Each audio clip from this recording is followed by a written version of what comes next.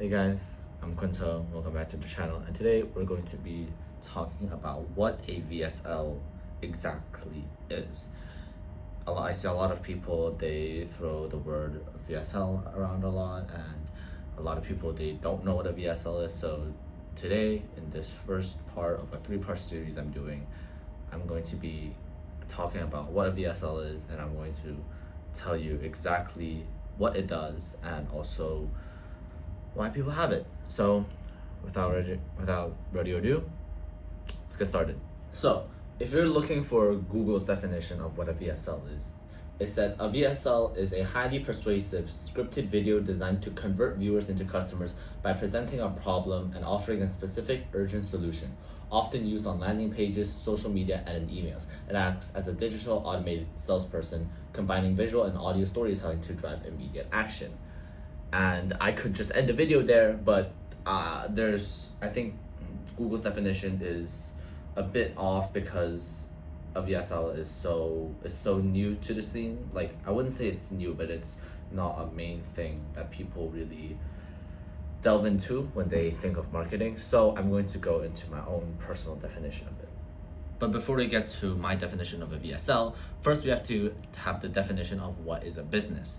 And to clarify, a business is a entity that makes profit from providing value to their customers.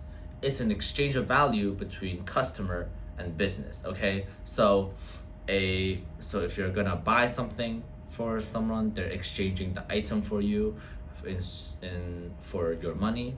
If you're hiring a plumber, then that is a business. They're like a freelancer, but I call it a business, where they give you the service. Their value is unclogging your toilet and you give them money. A church is not a business, okay? There's no exchange of value unless the church's main purpose is to sell you something. In that case, it's not a church. So the main point of a church should be worship and worshiping God, and that's not really, you're not really paying for it, so I don't count that as a business. So now that we know what a business is, we have to know what a sales page is. And a sales page is basically the business has a website, and on the website it has its product or its service, and there's a specific page dedicated to explaining that product or service, explaining what it is, the price, etc., etc. That is a sales page. The home page does not count as a sales page, okay? If the home page is dedicated to selling something, then it's not the home page, it's a sales page, right? And the website just doesn't have a home page. So a sales page is a website page dedicated to trying to sell one product or service. So you might be thinking, when are you going to tell us what a VSL is? So I'm going to tell you the definition of a VSL right now. A VSL is a video on the sales page that persuades the customer to buy from a business primarily through copywriting and storytelling. The VSL also directly persuades the customer to buy immediately or schedule a sales call. In some scenarios, the VSL might not be on the sales page, but it might also be on like the sales section of like the homepage. When you click into the homepage and there's a section, and then below it is some other stuff, that is like a sales section. It's a very rare case scenario where a VSL is used, but that's very rare, so I'm not going to delve deep into that. What we're going to be focusing on is the definition I just covered. So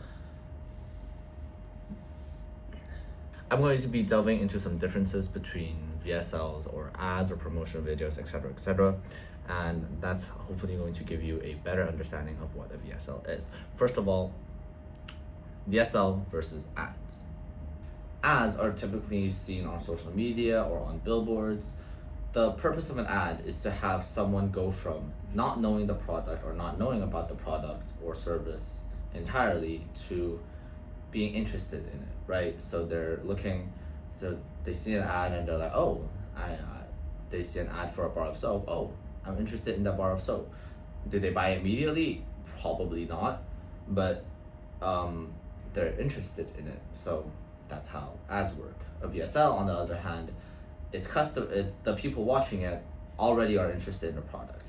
They already saw the guys, they already saw probably the gurus social media, they saw the ads, they saw the videos they posted, they saw the branding, whatever, yada yada yada. They click on the website, that means they're already interested, and they see the VSL, and the VSL is the final thing that pushes them to buy the product. That's why I emphasize that a VSL is designed to go directly to the sale instead of showing interest, because the showing interest is for ads, not for VSLs. So what's the difference between a promotional video and a VSL? On some websites, you're going to see a promotional video of someone using the product, or it's going to be more fast-paced, more music, there's going to be less storytelling, less copywriting, but it's still a video on the sales page, while a VSL is also a video on the sales page, but typically it's going to be more like some guy talking to you, or maybe it's a custom animated VSL, whatever. But what's the difference between a promotional video and a VSL? They might sound really similar, but this is the difference.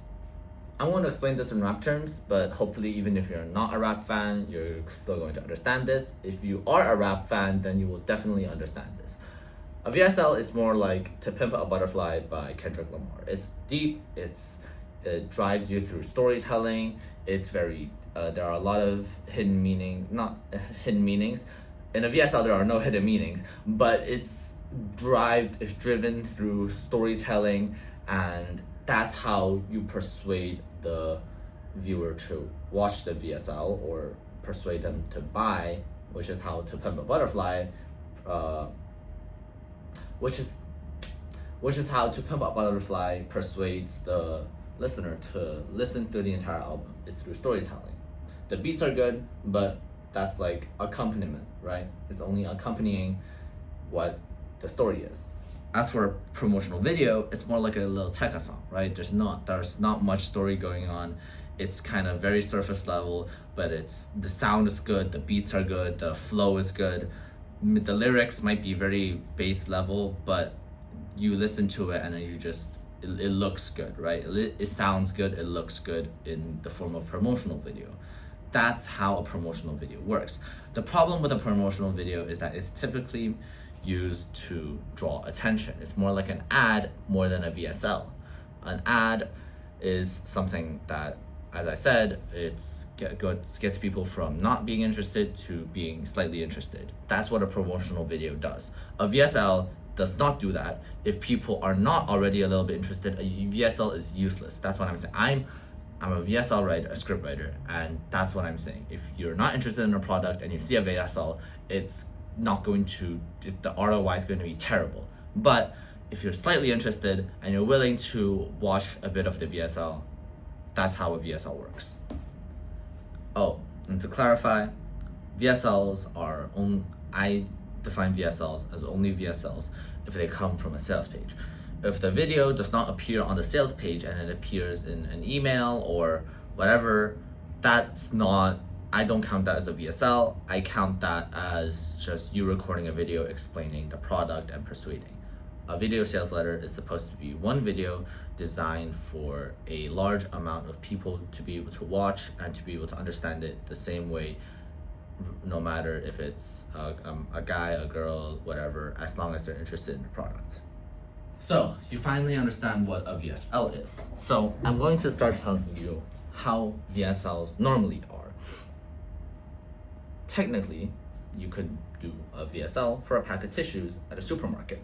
You can make a VSL for the Harry Potter books. You can make a VSL for a Lego set. The problem is, why don't people have VSLs for that? If I'm saying, oh, VSLs are so good, you should have a VSL, it's because they don't work, right? A VSL typically works best when you're trying to sell something that's high ticket and it's either a digital product like a piece of code or a software or an app or a service, maybe plumbing, or a digital service like creating an app or copywriting, whatever, right? And it has to be high ticket, or in simpler terms, the stuff has to be expensive, right? So what I typically say is expensive is anywhere from 100 USD minimum to 5,000, 10,000, 50,000. That's how I define high ticket. Of course, the more expensive it is, the more persuading you're gonna need to do, so the more you need a VSL. But I think from around the $100 mark is where VSLs start to become a good investment. So you might be thinking, why don't I see a VSL when I'm buying a car or when I'm buying an iPhone? Why isn't Tim Cook's on a VSL on the Apple website telling me, hey, you should buy this iPhone? Well, the reason behind that is that with physical products, it's typically either you want it or you don't, right? There's no really in between because you know what you're getting. The only problem with like marketing agencies, for example, is that when people do want the thing, like marketing agencies literally market your business, they help you, they want that thing, but and then there's the value to it, but there's also the trust, right? You don't know if they're just gonna take your money and then do jack shit, or they're not gonna deliver on their promise. Trust is a big bottleneck for a lot of businesses selling digital products and services. While as for cars, phones, or like houses, you know what you're getting, you know the features of an iPhone, you know how big it's gonna be, you know what it's made of, you know everything about an iPhone. But with a marketing agency, stuff isn't as concrete as that. And finally, the question that I've been asked the most: why not just copywriting, right? Why not just have copywriting instead of a VSL? You can go more into detail, you can fit more onto a page, and you're gonna have copywriting anyways. I recommend having copywriting in VSL. Why not just remove the VSL, save a few $1,000, boom, copywriting done. And to those people, my first reaction is, why do you scroll TikTok instead of reading a book? The thing with books and words in general is that it takes effort to read them, right? When you read something, you are consciously reading every single word and articulating every single sentence. As for when you're hearing stuff, it's like when someone calls your name, they're gonna call your name and then you're just going to react to it, right? Because you're not consciously listening. It's not like you can just block out your voice, block out your listening, right? When you hear something, your brain is going to articulate it immediately and unconsciously, whether you like it or not, generally, right?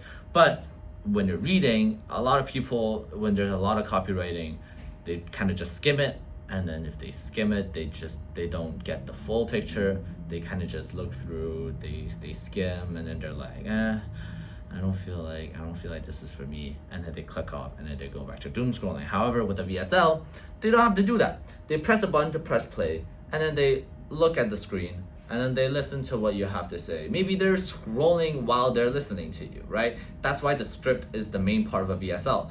Sometimes people press play on a VSL and they don't even look at the visuals, right? They just listen to what you're saying, and then they're doing some other stuff, maybe looking around, I don't know. But they're listening to what you're saying and their brain articulates it unconsciously. So they're going to get what you mean, and once you can get your information to them, that's how you're going to do a VSL. That's how a VSL works, and that's the pros of a VSL. So, in conclusion, this is the final definition that I'm going to give for you for this video. In conclusion, VSLs are a video on the sales page of a business that primarily uses wordplay, copywriting, and storytelling to persuade the customer to buy or book a call directly after the video. Visuals accompany the script. And typically, VSLs are used for high-ticket, high-priced digital products and services, though in theory, they could be used for any product, even an avocado at a supermarket. If you want to read the blog version of this, feel free. I'm going to link it in the description. Anyways, that's going to be it for today's video. I hope you enjoyed, and tune in for the next part where I'm going to be talking about